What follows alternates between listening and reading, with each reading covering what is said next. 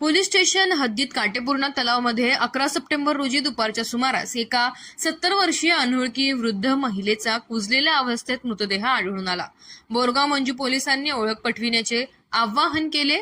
सूत्रांनी दिलेल्या माहितीनुसार तीर्थक्षेत्र चांडिका देवी मंदिर नजीकच्या काटेपूर्णा तलाव पात्रात पाण्यात तरंगत अनोळखी महिलेचा मृतदेह गुराखी यांच्या दृष्टीस आला। सदर घटनेची माहिती मिळताच बोरगाव मंजू पोलिसांनी घटनास्थळी धाव घेतली।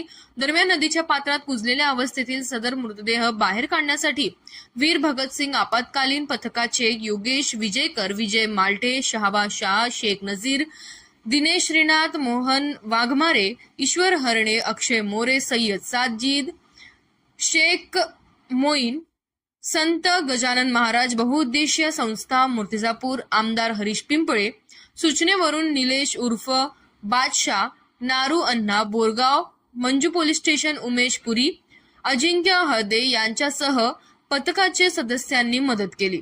दरम्यान सदर मृतदेह कुजलेल्या अवस्थेत मृतदेहाची ओळख पटेल असे घटनास्थळी काही आढळून आले नाही।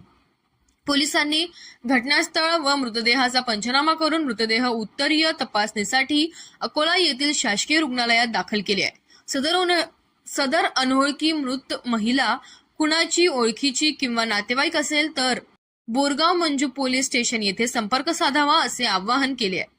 पुढील तपास ठाणेदार अनिल गोपाळ सह पोलीस करीत आहेत।